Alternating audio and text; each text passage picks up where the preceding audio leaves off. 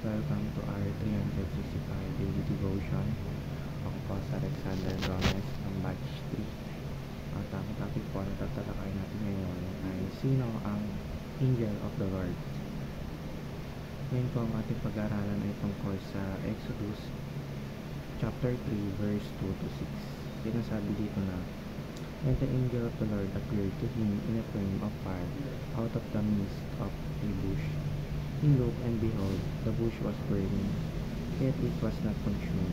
And Moses said, I will turn aside to see this great sight, why the bush is not burned. When the Lord saw that he turned aside to see, God to him out of the bush, Moses, Moses. And he said, Here I am. Then he said, Do not come near. Take your sandals off your feet, for the place on which you are standing is holy ground.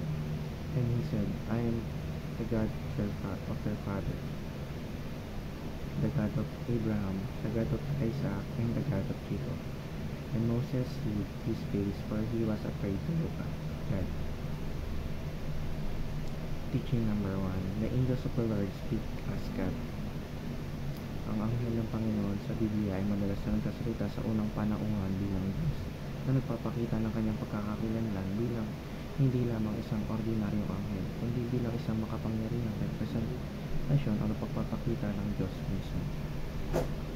Teaching number 2. The angel of the Lord is worship. Ang mga kwento sa lumang tipan, ang anghel ng Panginoon ay tinatanggap ang pagsamba mula sa mga tao. Ay isang bagay na hindi maaaring gawin ng mga ordinaryong anghel. Sa Biblia, ang pagsamba ay nakalaan lamang para sa Diyos, kaya ipinatahiwatig nito na ang anghel ng Panginoon ay Diyos mismo. Teaching number 3. The angel of the Lord is Christ before His birth. Sa pananaw ng maraming theolohiya, ang anghel ng Panginoon ay isang pre-incarnate na papakita ni Jesus. Ibig sabihin, bago pa man siya naging tao sa pamamagitan ng kapanganakan, siya ay nagpapakita ng bilang anghel ng Panginoon, nagdadala ng mensahe at kalooban ng Diyos.